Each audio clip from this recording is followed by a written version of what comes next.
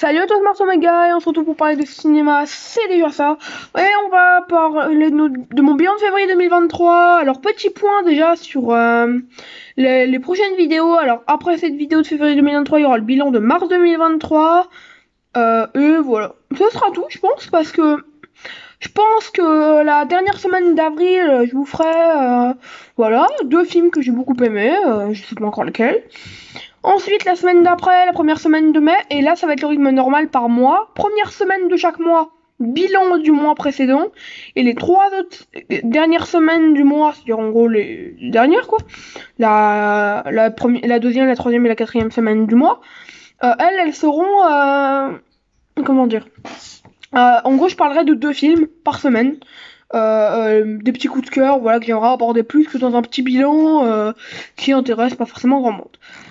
Voilà, je vous propose directement de commencer mon bilan de février. Alors en février, j'ai vu 35 films, 20 films pré-2023 et 15 films de 2023.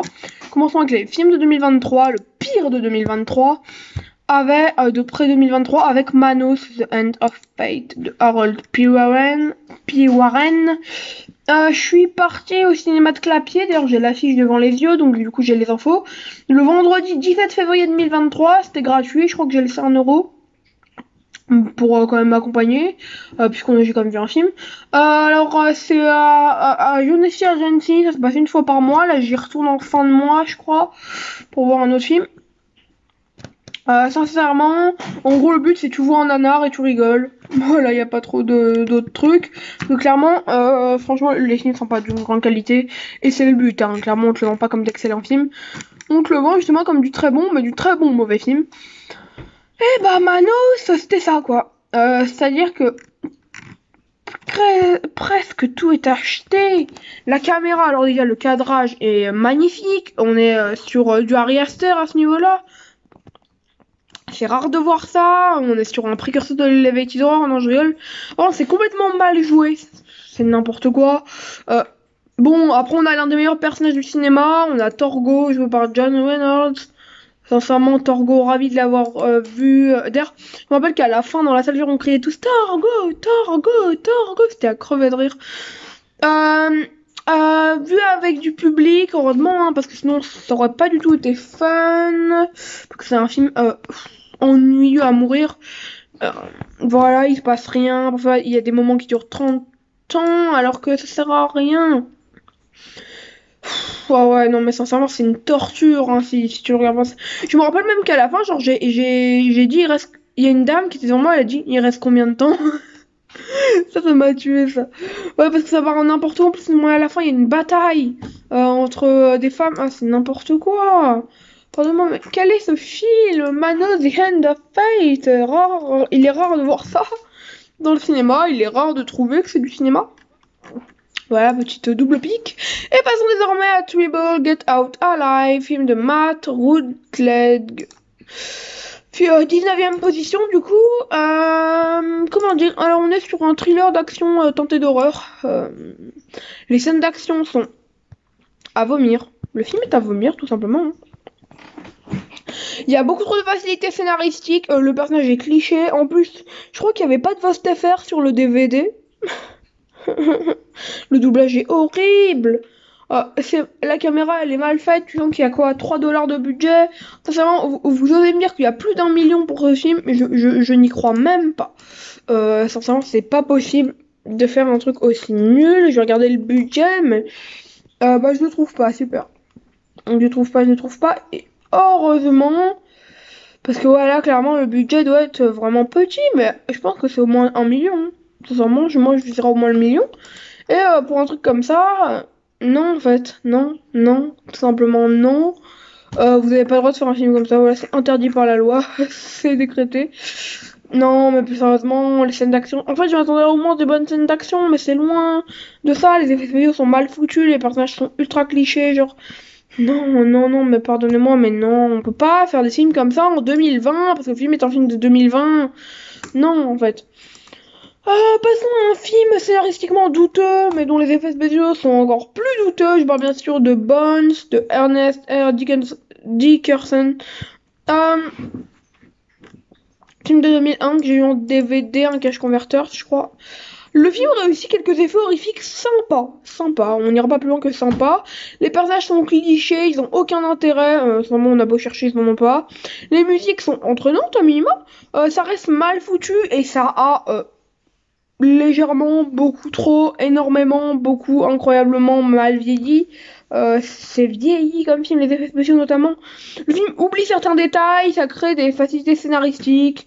En gros, ça tient la route, mais vraiment, si on s'y intéresse trop, on voit trop vite le poteau rose. Un film cool, mais oubliable, et qui est un peu flemmard, ouais, je pense qu'on peut le dire. Le film aurait pu clairement se compliquer la tâche.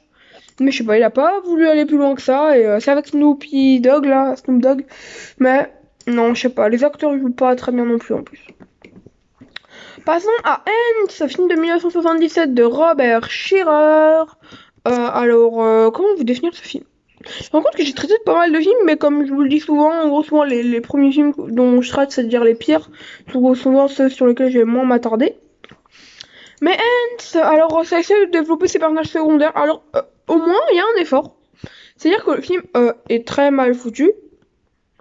Mais là où je veux en venir, c'est qu'en fait, il y a quand même un essai de créer une ou deux lignes de développement sur les personnages secondaires. Les personnages principaux sont aussi 2-3 lignes de développement, ce qui est triste. Mais les personnages secondaires sont étonnamment bien développés.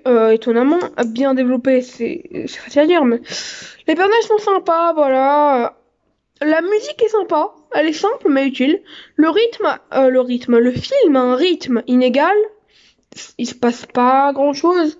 Les effets spéciaux sont pas dégueulasses. Sincèrement, je m'attendais à des fourmis en CGI. Peut-être que c'est ça, mais en tout cas, si c'est ça passe, hein, franchement. Je m'attendais à tellement pire que. Attendez à tellement pire qu'en fait, non, là ça va, finalement, je suis. Ça va, on s'en sort. Du coup, passons à I Still Know What You Did Last Summer, ou Souviens-toi l'été dernier 2, dans sa plus belle version française. Film de 1998 de Danny Cannon, et n'oubliez pas, la capitale du Brésil, c'est Brasilia, et pas Rio de Janeiro, comme le dit le film 56 fois. Non, il le dit pas 56 fois, par contre, tu te rends compte que les personnages sont débiles. En fait, rien que ce que j'ai envie de vous dire, mais genre, je vais vous citer quelques scènes du film. Déjà, quand les femmes, elles ont réussi à avoir le concours, genre, la question que leur pose la radio, c'est quelle est la capitale du Brésil? Et là, elles font Rio de Janeiro! Bon, après quelques recherches. Et là, c'est pas genre, elles font. Et là, on leur fait oui, c'est ça! Déjà, en fait, tu sens que c'est mal foutu, parce qu'en gros, déjà, le film essaye de prendre le spectateur pour un con, et essaye de prendre ses personnages pour des cons. Et ça, non. Tu peux pas me faire croire ça. Et l'un des meilleurs moments du film, d'ailleurs, est par rapport à ça. Après, il croise un gars dans l'hôtel, il lui fait comment vous avez vu ce concours et elle fait la capitale du Brésil c'est Rio de Janeiro. Là c'est pas genre au bout d'un moment, genre on voit le même gars et là tu sais il y a une lumière qui l'éclaire, genre il va les attaquer, il fait la capitale du Brésil c'est brésilien. Non mais pardonnez-moi mais y a pas plus nanar comme moment, et en plus c'est le meilleur moment du film, c'est le moment, en fait c'est le moment le plus drôle du film, et ce qui est pas censé être drôle d'ailleurs, mais c'est un des meilleurs moments du film clairement. Mais du coup, pour être plus dans la critique du film, les acteurs jouent bien, allez, les personnages sont sympas, mais en fait, il y a des situations beaucoup trop risibles dans les clichés. Et les personnages, ils changent d'état, tels des bipolaires, en fait, clairement, ils changent en 2 secondes, sincèrement, jamais vu ça. Paranoïa assez simple, hein, tirant sur Scream 2 assez fortement. Ouais, Souviens-toi l'été dernier 1 tiré sur Scream 1, Souviens-toi l'été dernier tiré sur Scream 2. Pour encore faire des comparaisons, Scream 6, c'est la réussite de Souviens-toi l'été dernier 2. Et Scream 5, c'est la réussite de Souviens-toi l'été dernier. Voilà. Pourtant, les films sont hyper différents. Hein. Mais regardez bien, vous trouverez. Alors, il y a un gros problème étant qu'en fait, n'est pas... En fait, par rapport à la ressemblance paranoïaque avec Scream 2 et Sydney, le problème, en fait, étant que ce n'est qu'une pâle copie de l'anxiété grandissante de Sydney dans Scream. Et je trouve ça, c'est pas fou. Quelques faux raccords aussi, hein. Un métrage sympa, mais ultra défectueux. Il se passe pas grand chose en plus, hein, sincèrement. Ça aurait pu être plus exaltant. Passons à un film récemment disponible sur Shadows, mais que moi j'ai eu en DVD un mois ou deux avant, du coup en février. Mais alors attendez, il faut que je le trouve. Il y a beaucoup de films qui s'appellent comme ça, je crois. Hush de Marc Tandré, film de 2008. Marc Tandré qui a réalisé quelques années plus tard Spell, un film post-Jordan Peele que j'ai trouvé sympa à l'époque, mais est-ce que je l'aime encore? Je ne sais pas, ça fait un peu trop de temps pour avoir un avis définitif. Mais donc, Hush de Marc Tandré. Les dialogues sont bien faits, il y a du travail scénaristique, même si c'est de temps en temps beaucoup trop convenu, sincèrement. On peut pas... J'y crois pas nécessairement, c'est trop convenu. Le duo principal a une relation pas très travaillée, enfin du moins elle aurait pu être plus. Il y a en fait, il y a quelque chose qui aurait pu être plus imprévisible, alors qu'en fait le film est hyper prévisible. Et en plus la photographie elle est nulle. Le film est pourtant filmé par Philippe Blobach, directeur de la photographie de ICU. Le montage du film il est pas fou non plus, et c'est beaucoup trop prévisible. Voilà, je sais pas pourquoi j'ai marqué imprévisible au début. Et puis après, il est marqué prévisible. C'est pour ça que j'ai évité l'imprévisible, parce que techniquement, le film n'est absolument pas imprévisible. On est sur un film. Genre, je crois que j'ai deviné 3 scènes dans toute la durée du film. Ce que je trouve assez peu fou, tout de même. Ça aurait pu être mieux. Mais bon, on a ce qu'on a. Hein. Passons à Borderlands, film américain se déroulant au Mexique. Et je crois d'ailleurs qu'il y a une coprode mexicaine que j'ai en DVD. Je crois que j'ai eu d'ailleurs en même temps que Hush, dans la même carton Vinted. Un film de Zev Berman de 2007, et oui, c'est bien une coproduction mexicaine. Le film a une bonne photographie, mais il y a des personnages pas extraordinaires, une photographie un brin trop mauvaise, un classicisme trop fort. Donc malgré la bonne photographie, elle aurait pu être bien mieux, ça que je veux dire. Elle est pas mauvaise, elle est pas bonne en fait, elle est moyenne. Le film manque plein de choses à ce propos-là. Et si je m'en mêle les pinceaux, pardonnez-moi. Il y a des effets vidéo pas trop mauvais et assez bien utilisés niveau gore. Sincèrement, voilà, je suis assez content à ce niveau-là. Par contre, les personnages sont ultra clichés, simples. Je vous l'ai déjà dit, mais mieux vaut le répéter, un bon moment en somme. Après, j'avoue que le film part dans tous les sens. Alors, pour moi, je suivais plus. Moi, je suivais plus le film. Par loin, par moment. Oh là là, pardonnez-moi, mais... Faut pas partir aussi loin, ça peut pas. Passons désormais à un film d'Alexandre Aja. Voilà, je suis obligée d'enchaîner assez rapidement parce que j'ai vu beaucoup de films ce mois-ci. Enfin, en mode février du moins. Mirror, film de 2008 de Alexandre Aja avec Kiefer Sutherland, Paula Patton, Amy Smart, Cameron Boyce, etc.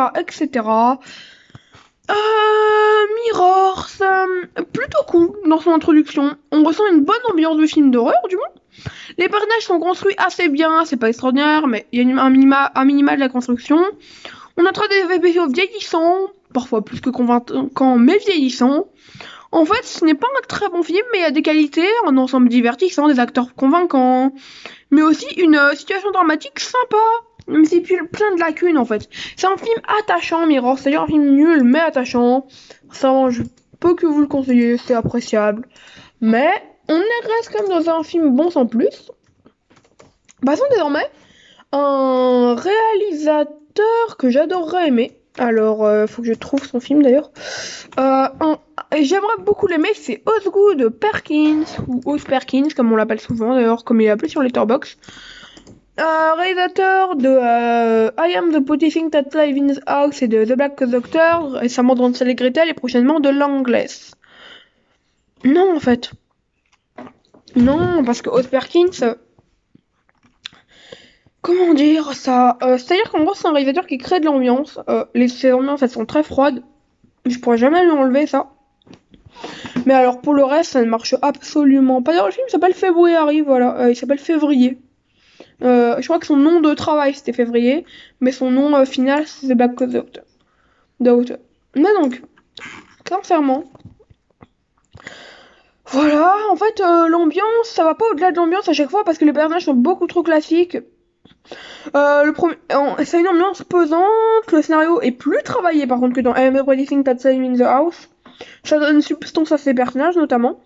Le film a aussi une photographie prenante, mais on sent le côté premier long métrage. Il y a une surutilisation des angles différents par moment. Tu sais, comme s'il découvrait un peu. Kiernan Shipka comme actrice est merveilleuse. Bien évidemment Lucy Boynton et Emma Roberts est en retenue, voire froide. Hein. mais offre un jeu de choix, donc c'est clairement pas son meilleur rôle, mais c'est sympathique. On ressent que Perkins a une certaine façon de diriger les acteurs pour en retirer le meilleur, mais aussi le plus froid. Le film rend perplexe avec succès, mais aurait pu donner mieux en fait, parce que ça nous plaira pas, mais c'est un peu, je sais pas. Tu sais, il arrive à créer une ambiance, des personnages, une photographie, mais il arrive pas à créer une histoire, au goût de Perkins. Et c'est peut-être ça son gros défaut, c'est qu'il sait créer. C'est un peu le problème Smile. Smile est un film qui a tout de bon sauf l'histoire. L'histoire elle est nulle, mais tout le reste est bien. Et ça gâche tout, parce que la trame principale est un des trucs qu'il faut que ce soit le moins raté, clairement, dans un film. Mais non, mais donc, passons au très bon film maintenant avec Isolation, un film à découvrir sur Shadow, là sur le coup par contre. Film de Billy O'Brien de 2005, Grand Prix de Gérard Armel la même année, 2005 ou 2006, je me rappelle plus. Sincèrement, Isolation, il y a vraiment une tension mais qui plane sur le récit, sincèrement. C'est mise en scène très bien, bien construit, entraînant, sous tension. Les passages sont intéressants, moins aboutis qu'espéré, mais ils font l'affaire. Le film, premier long métrage de son réalisateur, semble dans sa maîtrise être le deuxième, voire le troisième du metteur en scène, ce qui est assez déconcertant tout de même. Ce qui prouve la réussite du film. Comment dire, les acteurs sont vraiment bons, tout autant qu'ils dévoilent un talent d'acteur admirable. Mais en fait, vraiment, tu te rends compte que le réalisateur a hyper réussi, quoi. On sent qu'il est très abouti, qu'il a compris ce qu'il faisait, qu'il a compris ce qu'il fallait faire, tout en se trouvant lui-même. Et ça, ouais, sincèrement, je peux que le saluer. Passons désormais à un film brésilien, si je dis pas de bêtises, plutôt sympa. Vraiment, j'ai beaucoup aimé. C'est notre très cher Ghost Killer vs Bloody Mary, film brésilien, une comédie horrifique. Film de Fabricio Bitar, je crois, ouais, c'est ça. Qui est pas son premier long métrage, je crois, je suis pas sûre, non, c'est pas son premier. Mais qui est clairement son plus sympa, je pense, parce que c'est le plus connu et tout des autres, bref. Avant, j'ai pas vu ces autres qui sont pas sortis en France, Ghost Killer vs Bloody Mary est son seul long métrage qui est sorti en France. Alors c'est clairement un délire, mais c'est loufoque, c'est barré. Le manque de budget, on s'en fout. Les effets spéciaux sont pas fous, on sent que le film est fauché comme un champ, mais sincèrement ça se tient. Les personnages sont attachants, on s'y attache malgré une certaine fourberie de leur part. C'est le genre de film qu'il faut prendre à la légère avec amusement, c'est très inventif. En plus c'est méta, drôle et gorasse. Que voulez-vous de plus? Mais aussi, le film, ce que je trouve encore mieux avec ce film, c'est que c'est tellement mignon, parce qu'en fait, le film arrive même pas à être sérieux. Le film, c'est même pas qu'il veut pas, c'est qu'il arrive pas. Le réalisateur n'arrive pas à être sérieux. C'est peut-être certain pour dire que c'est un défaut, mais je trouve ça bien. Genre, il y a une... Et c'est la scène qui me fait dire, qui me fait appuyer ce commentaire d'ailleurs. C'est que il y a une scène où en gros faut savoir qu'il y en a un, normalement dans le film, c'est pas du spoil parce que je vais pas vous dire lequel, bah il se fait laisser par les autres camarades. Voilà, il va se faire assassiner. Sauf qu'en fait, on se rend compte qu'il s'en est sorti et qu'il va survivre. Et il retrouve les autres, il a un fusil, il fait «J'en ai marre, pourquoi c'est toujours moi que vous laissez gagner? J'en ai marre de vous», tu sais. Et genre, ils ont tous peur. Et il fait «Moi, je veux ça, je veux ça, je veux ça». Ils disent tous oui, tu vois. Il y en a, il réussit à... Et genre, il pose le fusil, le gars, après s'être calmé parce qu'ils ont tous dit oui. Et là, ils font... Et là, genre, ils prennent le fusil et tout, et là, il fait «Est-ce que je peux proposer une idée? J'ai une autre idée d'ailleurs». Ils font «Non, tu te tais». Non, mais ça, c'est... Parce qu'en gros, c'est pris avec humour, parce que le mec, c'était un côté dramatique, quoi. Il y avait un côté dramatique. Il se transformait ça en blague à la fin. Oh, pardonnez-moi, Ghost Killer vs Bloody Mary, c'est du grand art. Enfin, du grand art. Façon de parler, mais... Ouais, sincèrement, c'est très fort, c'est très fort. C'est très fort. Passons sûrement à un film de Alex de la Iglesia, film de 1995, El Dia de la Bestia. Le jour de la bête, qui est un de ses premiers, je crois, si ce n'est pas son premier. C'est franchement hyper drôle. Ça va dans tous les sens, ce film met un point.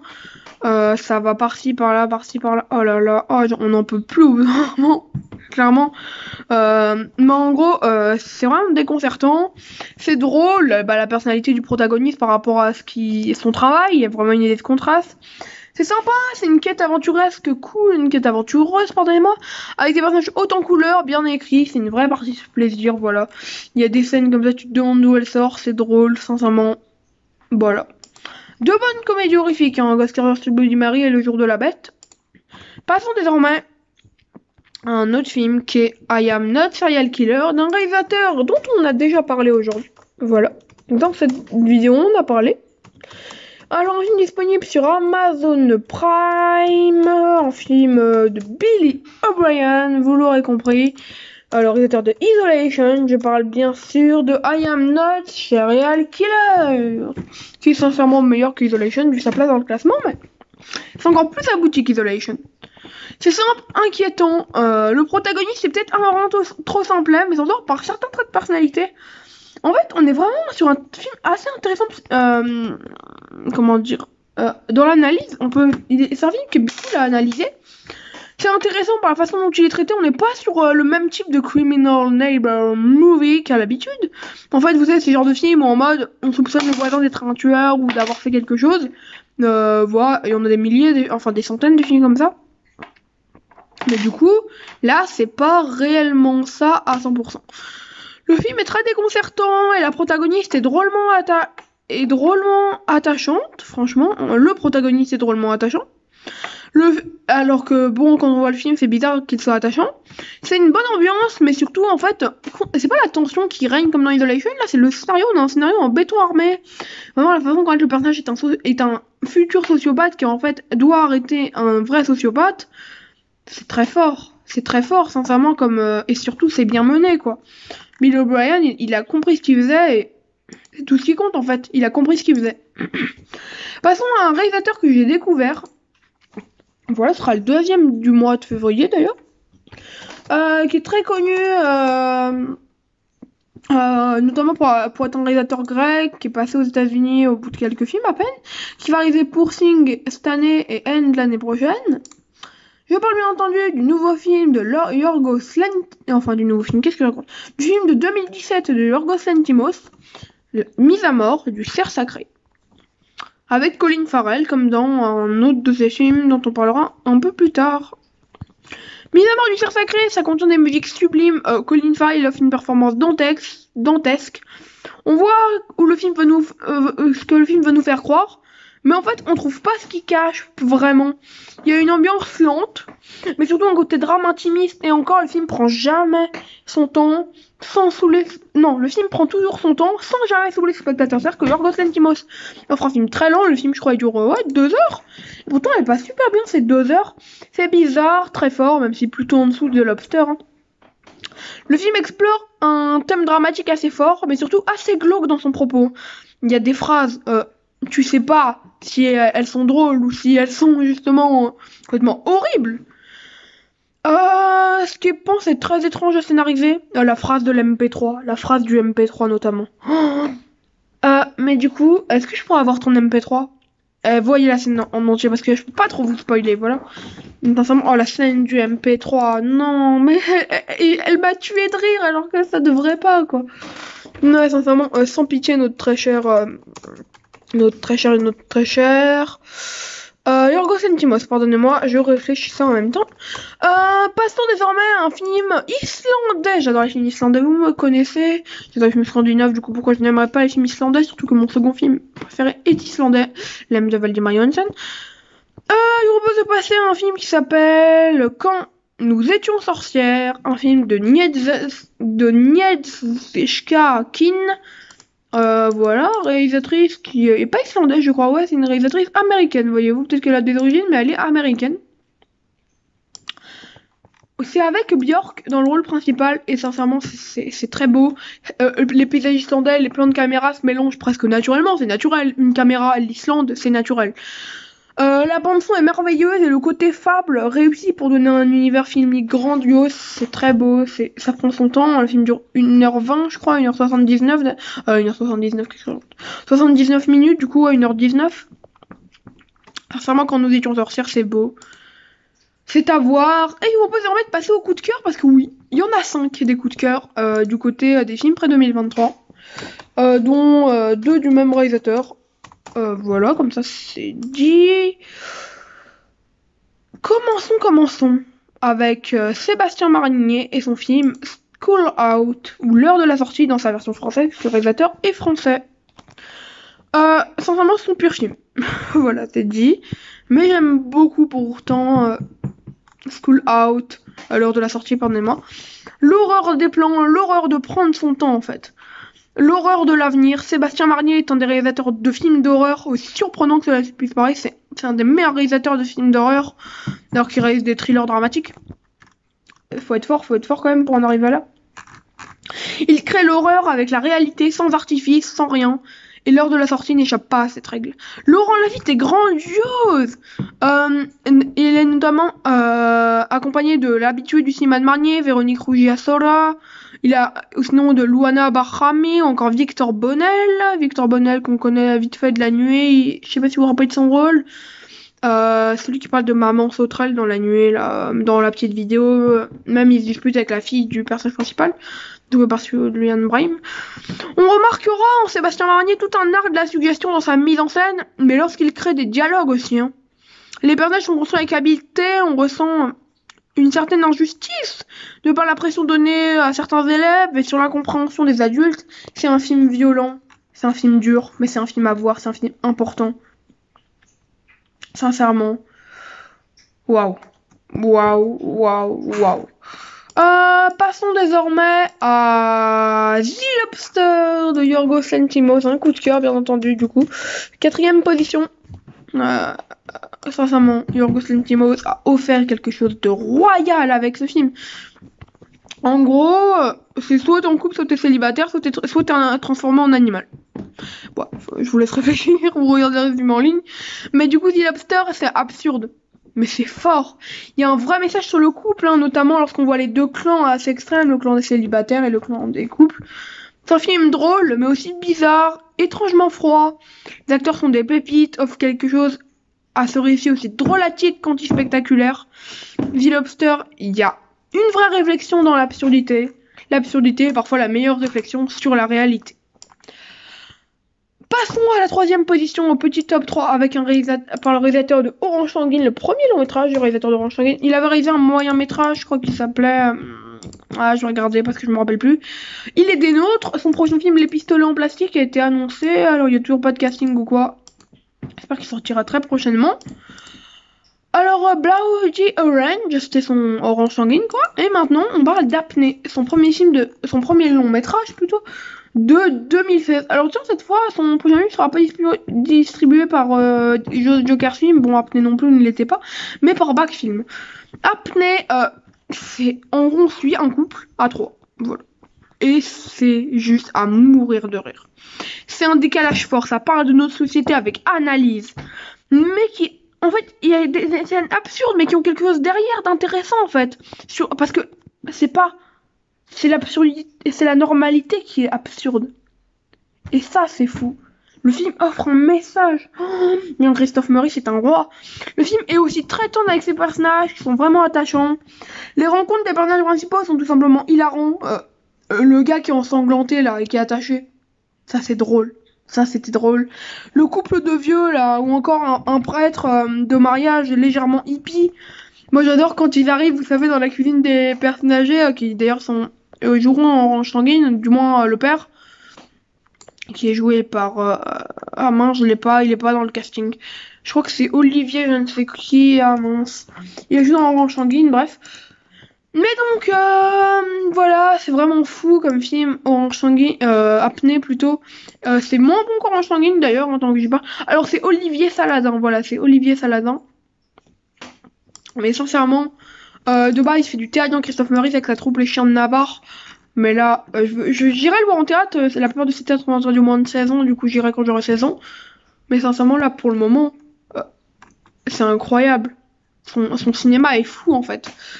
Et en fait, il parle de la société et tout, mais avec un œil avec beaucoup de recul. Il a beaucoup de recul dans l'œil qu'il porte à cela. Et Christophe Maurice, je l'adore, sincèrement. Un très très grand réalisateur à suivre. Passons désormais à un film de Sébastien Marnier, Irréprochable, la 2e position.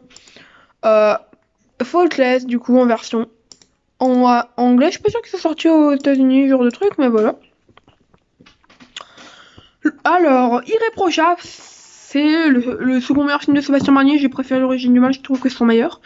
Marina Foïs, elle est juste parfaite. Elle offre une performance puissante, elle est inarrêtable. Marina Foïs, c'est mon actrice française préférée. Et du coup, c'est une de mes actrices préférées, mais en France, c'est ma préférée. Les personnages sont bien écrits, réalistes. On voit leur décalage de réalité avec Constance plutôt, le personnage principal. Le scénario est construit avec un côté très français assumé, ça ne sera jamais téléfilmique comme certains peuvent le dire, le cinéma français c'est que des téléfilms et tout. Non, vraiment, ça s'assume. Ça veut pas faire américain, mais c'est fort. C'est un strict engrenage au-delà des codes. Sincèrement, la fin aussi est très forte. Le dernier plan. Waouh. Waouh. J'ai remarqué que Sébastien Marnier aime bien faire des fins ouvertes, mais genre où tu sais quand même ce qui va se passer, genre. Bah, la fois, ça avait aussi fait ça, mais dans l'Asbestas. Bon, après, c'est pas son film, mais voilà. Mais du coup, parce que tu sais à peu près ce qui peut se passer, il y a que 2 issues possibles, de toute façon. Mais voilà. Passons à la première position de ces films-là, c'est-à-dire des films pré-2023, avec Liquid Sky de Slava Zuckerman, édité, non pas édité, mais distribué, alors une édition italienne distribuée en France par Uncut Movies. Sincèrement, c'est très très sympa. Avec sous-titres français. Liquid Sky, waouh. C'est très étrange comme film. C'est très très étrange. Mais c'est vraiment une perle punk des années 80. C'est une bande-son hypnotisante et une ambiance qui l'est tout autant. C'est spécial et c'est un délire qui sera pas plaire à tout le monde. Un trip envoûtant avec des personnages intéressants, même si souvent loin d'être attachants. Les personnages sont à peu près tous des salauds. Le film est coloré de bout en bout et il y a un vrai côté années 80 vraiment admirable. Même si bon, j'y ai pas vécu, je reconnais le truc quoi. C'est incroyable, hypnotisant, sincèrement envoûtant. Bon, à part quelques effets spéciaux vieillissants, je trouve le film fou. C'est à voir, c'est à revoir, c'est à dévoir, comme j'aime le dire. Et passons au film de 2023. Du coup, je vous propose de commencer directement les films de 2023. Alors, en sachant qu'il y a 15 films et 2 coups de cœur à la clé, du coup, et combien de très bons films, et 9 très bons films, du coup. Du coup, plutôt 6 mauvais films, enfin 6 films bons sans plus, et on va commencer avec un film bon sans plus, La Malédiction de Raven's Hollow. Comment vous dire que le film de Christopher Hayton est pas fou, surtout qu'en plus, attendez, il y a une nouvelle actrice, une de mes anciennes actrices préférées, Kate Dickie. J'ai un gros problème avec Kate Dickie plutôt, qui était une de mes actrices préférées à l'époque, avant, dans l'ancien temps. Mais désormais, non, parce qu'elle joue de plus en plus mal. Elle fait de moins en moins d'efforts, tu sens que je sais pas, peut-être qu'elle aime de moins en moins son travail ou qu'elle accepte de plus en plus de mauvaises propositions. Et c'est peut-être un peu le problème qui se fait entendre en fait dans ces films, parce que pourtant elle a joué dans The Witch où elle est incroyable, elle a joué dans The Northman dans un tout petit rôle, The Green Knight, bref, elle a joué des rôles quoi. Et puis je sais pas, non, elle a perdu. Et Raven Solo, alors c'est un film aux effets spéciaux pas possible, tellement ils sont nuls, tellement c'est mauvais. Le film est fauché aussi scénaristiquement, ça offre quelque chose de convenu qui se démarque rarement, perdant au jeu de l'ambiance macabre qu'il tente vainement d'instaurer, mais qui ne fonctionnera jamais. Le casting est honnête, voilà, au moins Melanie Zenati, si on oublie Kate Dickie et William Moseley, tiennent tranquillement la barre sans plus. Le film essaye aussi, en plus de l'ambiance macabre, d'accéder à une ambiance noire et sombre, qui est bien trop forte pour lui. En fait, cette ambiance est beaucoup trop inatteignable, beaucoup trop haute pour lui, et il n'y arrivera jamais. Christopher Hayton n'est pas un talent. Un peu comme le prochain film dont nous allons parler, film très apprécié dans la sphère du cinéma d'auteur. Ah bah voilà, film d'auteur, pas fou. La montagne de Thomas Salvador. Ouais, pourquoi vous aimez ce truc? En plus, j'ai perdu ma carte de bus juste après avoir vu le film. Je l'ai récupéré depuis. Mais mais c'était saoulant, j'avais cru que j'allais rester bloqué à Châtelet-Les Halles. Mais j'en ai refait une, du coup je l'ai vu à UGC Les Halles, voilà tout. Mais non, sincèrement, pas très bon film, hein. J'imagine que ça a pas aidé la carte de bus. Qu'est-ce que c'est long! C'est un côté autorisant, lourd. D'accord, il y a des bons personnages, des acteurs incroyables, de l'anti-spectaculaire, soit.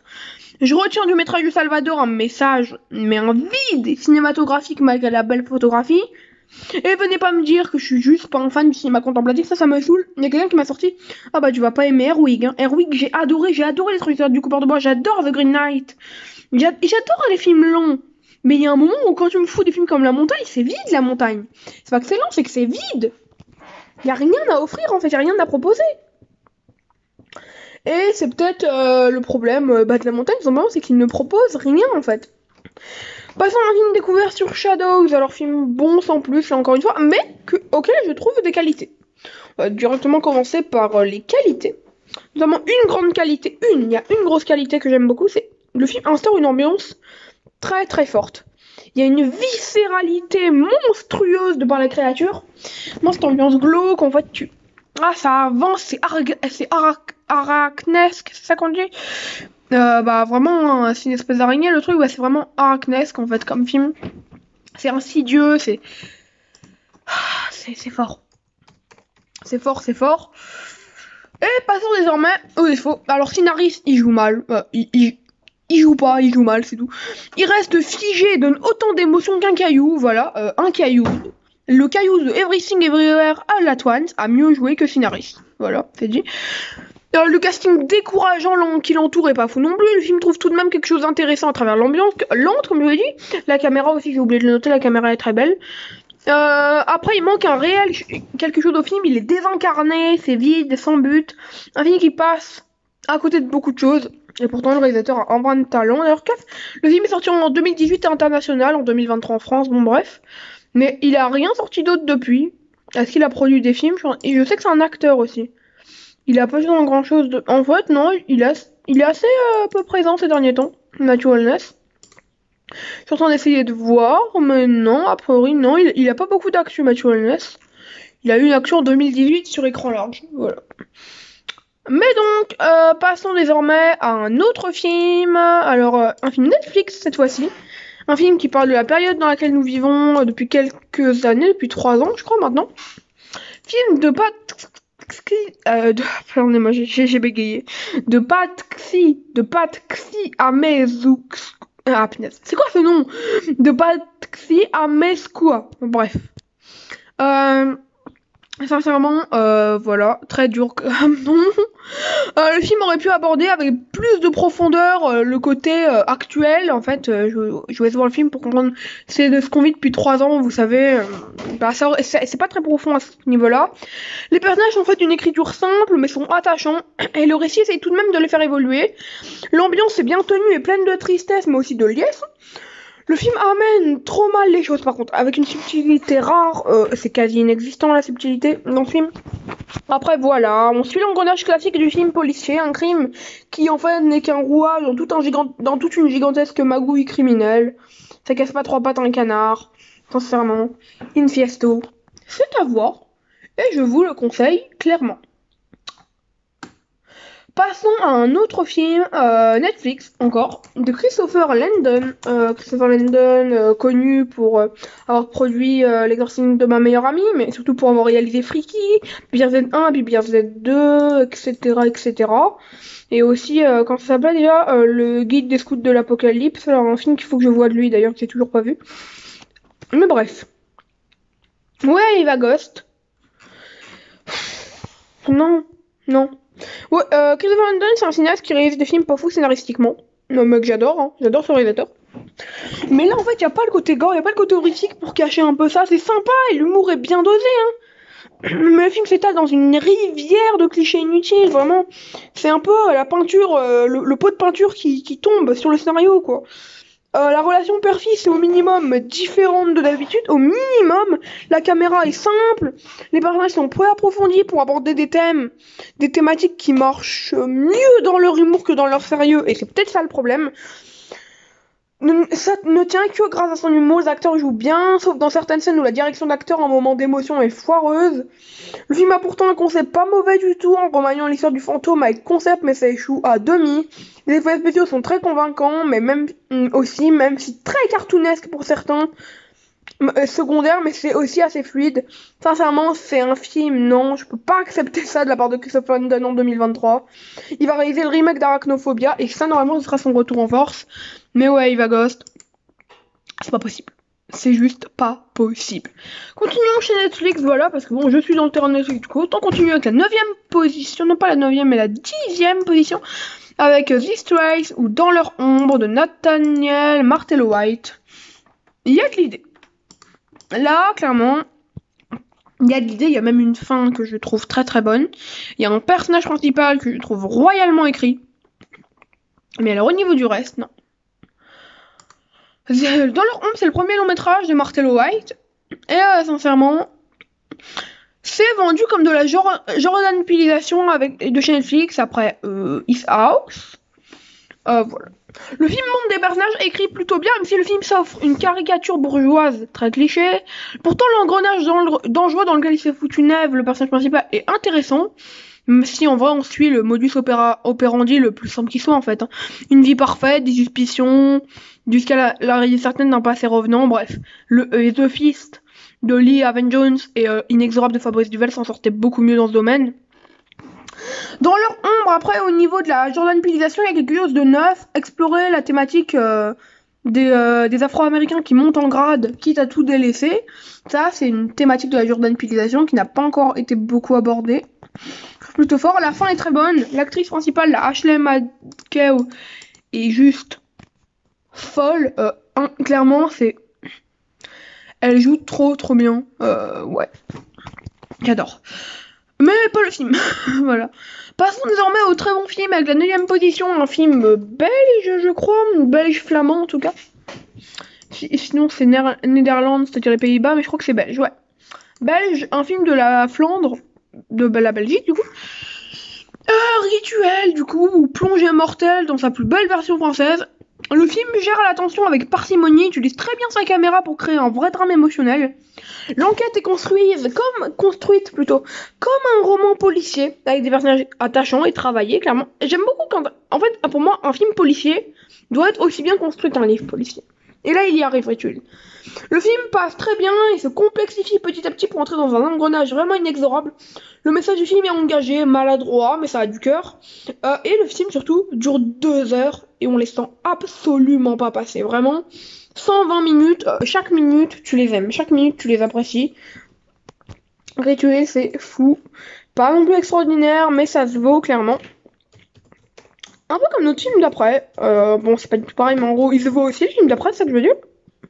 The Spine of Night, film disponible sur Shadows depuis quelques temps, film de Philippe Gellat et de Morgan Gallen King. Alors clairement, comment on dit, c'est la première collaboration du duo, je crois qu'il y en a un qui avait déjà réalisé des courts-métrages, et l'autre, qu'est-ce qu'il avait fait? Il avait déjà réalisé un long-métrage, voire un ou deux, je m'en rappelle plus. Mais voilà, du coup, c'est leur première collaboration. Sincèrement, Spine of Night, et alors je trouve beaucoup de défauts quand j'y repense. Mais sincèrement, l'animation elle est belle, elle est très bien décrite dans son bestiaire, c'est un métrage très bon, gore, où l'horreur se mêle à la pure fantasy, c'est un film d'animation ultra bon, c'est une quête forte qui est retranscrite, c'est épique, mystique, les dialogues sont bien trouvés. Sincèrement, c'est de l'épique fantasy, tout simplement folle. C'est une que je vous conseille, que je vous reconseille, que je vous redéconseille, que je vous reconseille quand même, parce que redéconseiller, non, c'est pas bien pour le film. Sincèrement, je vous le conseille, Spine of Night, meilleur que Possum, l'autre film de Shadows du mois de février. C'est à voir, pour y croire, voyez-le. Pas un film que j'ai vu au cinéma, avec des gens qui étaient tout le temps sur leur téléphone et qui allumaient leur flash. En gros, moi, je me suis dit en salle de cinéma, moi, en fait, quand je m'assieds dans une salle de cinéma, je vais tout en bas, parce que moi, bon, je peux lever la tête, ça me va, c'est pas dérangeant pour moi. Je vais tout devant, c'est-à-dire que moi, je suis obligée de toujours la tête levée, là, pour voir le film. Mais je mets sur le dernier rang, enfin sur le premier rang du coup, et je me mets tout à droite. Ou tout à gauche, ça dépend d'où je trouve les gens, là je me mets tout à droite. Et en fait, au début ça se passe bien, bon il y a des gens tout à gauche qui, bon ils allument leur flash et ils discutent beaucoup, mais ça va. Puis au bout de 15-20 minutes de film, genre il y a des gens qui entrent dans la salle, ils se mettent juste derrière moi. Et en gros, ils sont au téléphone. Genre ils sont au téléphone avec quelqu'un pendant tout le temps, ils regardent YouTube, ils regardent... Mais sincèrement, mais vous faites pas ça au cinéma, pardonnez-moi, mais pas au cinéma. Du coup, je change de place et j'ai trouvé une bonne place. Bon, j'étais derrière les gens qui étaient tout à gauche, mais ça allait, ils allumaient pas trop leur flash non plus. Par contre, c'est dire qu'ils étaient à droite, les gens qui étaient derrière moi, mais bon, pas grave. Mais donc, Missing pour parler du film et pas pour parler que, du coup, de l'expérience en salle. C'est très sympa. Avec son concept original que seuls les appareils électroniques sont à caméra. Alors j'ai pas vu Cherching, le film qui avait un peu été originaire de ce concept. Alors le film de Nicolas D. Jensen et de Will Merrick, en fait j'ai oublié de le dire. L'actrice principale, Storm Reid, est habile. D'ailleurs, elle a joué dans Invisible Man.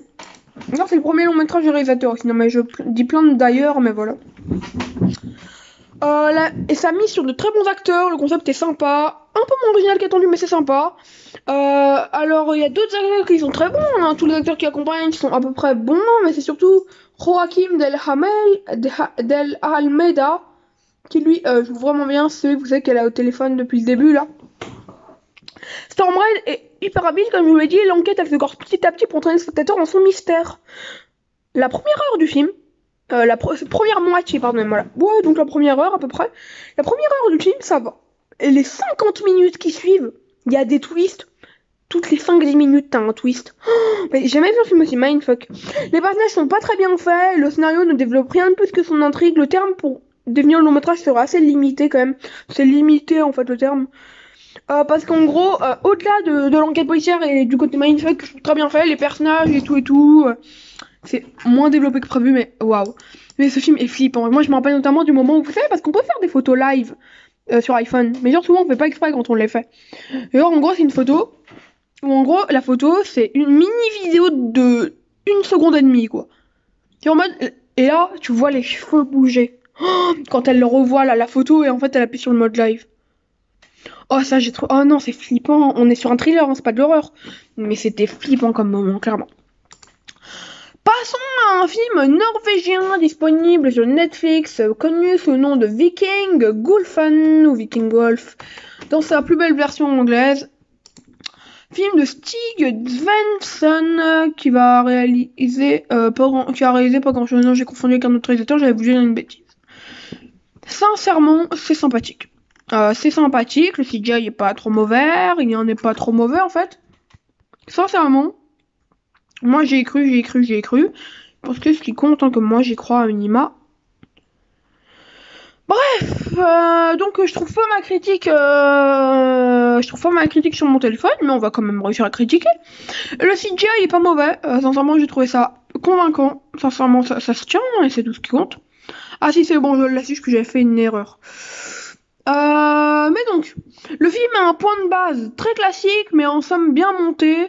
Voilà, c'est vraiment ok, c'est classique en mode une fille qui arrive dans une petite ville, en mode il y a un loup-garou qui arrive. Bref, c'est simple. Ce qui change, c'est que le personnage reste assez empathique et qu'il y a un peu plus de gore que dans les teen movies habituels. Les effets spéciaux sont réussis, le côté dramatique est rondement mené, on est sur une pépite venue de Norvège. Sincèrement, c'est incroyable. Vous trouverez, et je vais pas dire que vous trouverez pas mieux, mais vous trouverez presque pas mieux. De toute façon, hein, il y a très peu de films de loup-garou scandinaves, je crois même que c'est mon premier film de loup-garou scandinave. Mais celui-là est très bien mené, s'il y en a d'autres, en tout cas, voilà. Vous pouvez le voir, c'est très simple, hein, mais vous pouvez le voir sans crainte. C'est juste ouf. Passons désormais à un film de Jim Archer, je crois que c'est son premier long métrage, un film très touchant. J'hésite, je pense que je vais le montrer à mes parents parce qu'il est très touchant, c'est pas de l'horreur, c'est une comédie science-fiction. Franchement, c'est trop mignon comme film. C'est Brian and Charles. Il n'y a pas de DVD qui est sorti, ça j'ai la haine. Puis à la haine, il n'y a pas de DVD qui est sorti. D'ailleurs, il a été présenté au FEFS 2022 à Strasbourg. Sincèrement, ceux qui ont eu la chance de l'avoir vu au cinéma, bande de chanceux. Les personnages sont attachants et mignons. La relation de Brian and Charles, elle est touchante.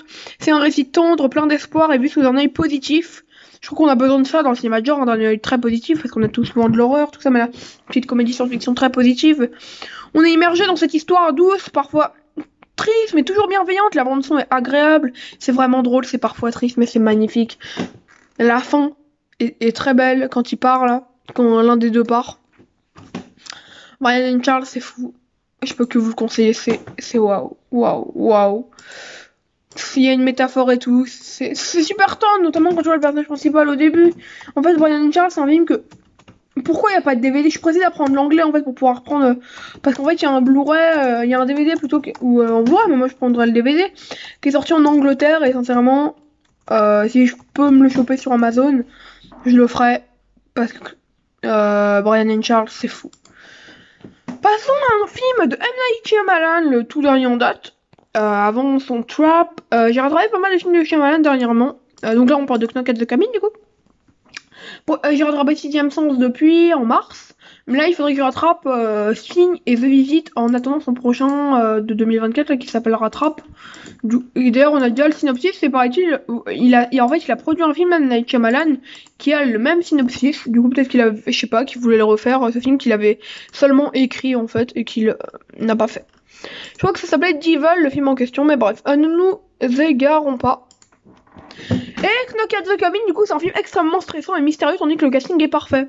Dave Bautista, Kristen Cui, Jonathan Groff, Nicky Amuka Beard, qui on a d'autres, Rupert Grint, Abby Quinn. C'est vraiment casting de roi, pardonnez-moi, mais casting de roi.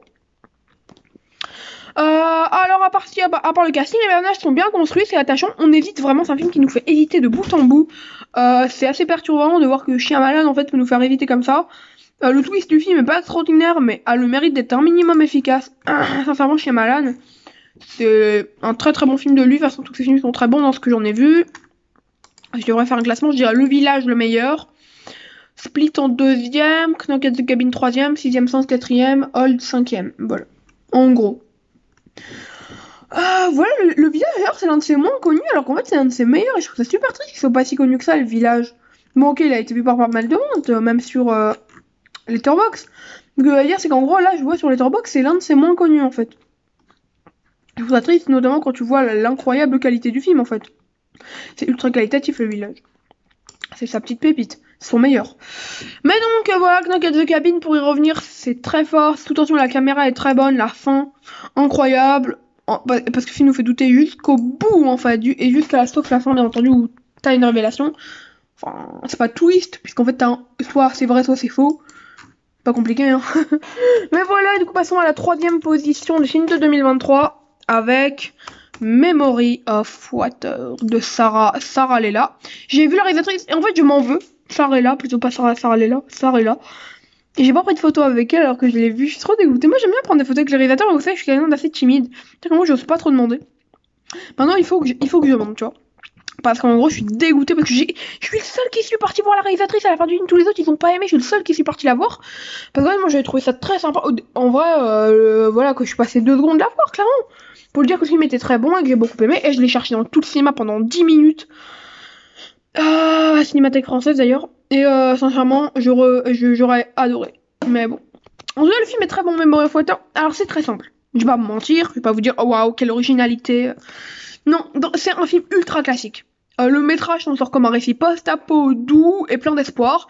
Les actrices s'en sortent vachement bien, qu'emborde des personnages sympas et bien écrits, malgré que le scénario soit un peu prévisible par instant. Les décors sont merveilleux, le message du film bien amené. Memory of Water, c'est waouh, waouh, et encore waouh. Sincèrement, on croit à ce qui se passe en fait. C'est super. En fait, tu sens que la réalisatrice, elle croit à ce qu'elle fait. Et c'est beau, punaise. En plus, c'est un film finlandais, quoi. Pardonnez-moi. C'est un film finlandais et la Finlande, elle est très forte en ce début d'année, notamment avec on va parler de La Première Place, qu'un film finlandais. Mon film préféré de l'année, Les Trouillisseurs du Coupeur de Bois, dont on a parlé dans mon bilan de janvier 2023. Je vous laisserai aller voir la vidéo. Et très bon aussi. Voilà. Et j'attends Sisu, qui va être un film finlandais de cette année. Bref. La Finlande va déglinguer le cinéma en 2023 du coup. Passons à la deuxième position avec un film costaricain, voilà. Domingo y la niebla, Domingo and the Mist, Domingo et la brume. Film d'Ariel Escalante présenté à Gérardmer mais aussi à Cannes. Voilà, tout est lié. Je crois qu'il a été présenté à Cannes, attendez, j'ai l'affiche. Oui, il a été présenté à Cannes. Il a été présenté à Cannes il n'y a pas si longtemps que ça d'ailleurs. L'année dernière, je crois. En 2022. Alors, Domingo y la niebla d'Ariel Escalante, c'est très très beau. La brume, sincèrement, il y a vraiment des décors fantastiques et tout. J'ai trouvé ça magnifique. C'est un film onirique où le fantastique est minimaliste et qui contient une photographie rare. Les décors sont majestueux. La brume se mêle au tout. Domingo et la brume, c'est pas un drame chiant comme La Montagne, comme After Yang que j'ai jamais fini d'ailleurs. Il essaie d'oser ses dialogues avec un perfectionnisme sain, parce que vous savez, parfois le perfectionnisme ça peut être très compliqué dans un film, mais là c'est perfectionnisme sain. Le casting est aussi très bon, notamment de par la présence de Carlos Urena, vraiment incroyable acteur, c'est beau, onirique et c'est à voir. Ce film, d'ailleurs, il a quelques similarités avec mon coup de cœur de 2022, Les Trouillisseurs du Coupeur de Bois, dont je vous ai parlé il y a quelques instants à peine.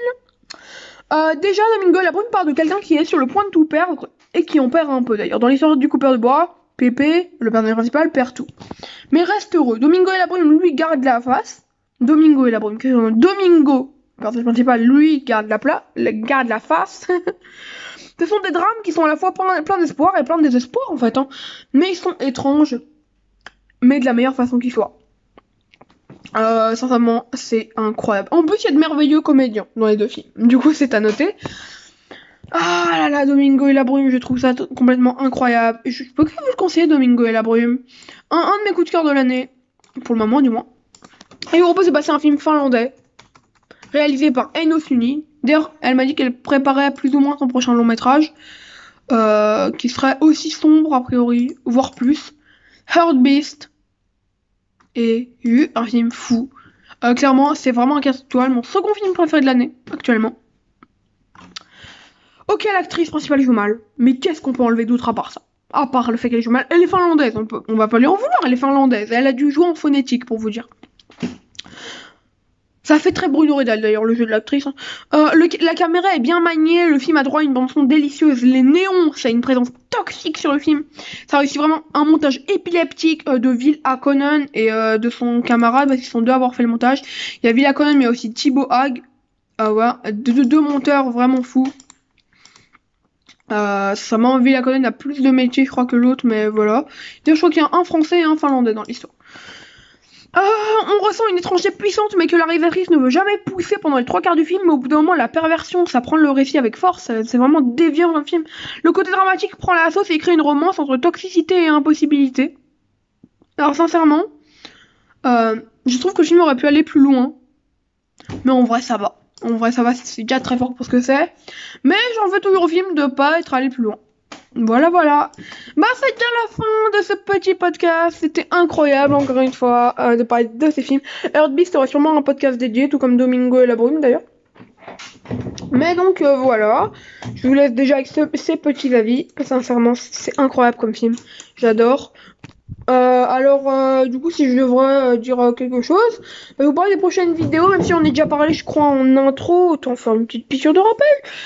Prochaine vidéo, après celle-ci, bilan de mars, puis après, je pense qu'on peut reprendre un rythme plutôt normal. Je pense que là, je tourne le 8 avril au moment où je vous parle, mais je pense que la vidéo sortira seulement la semaine prochaine.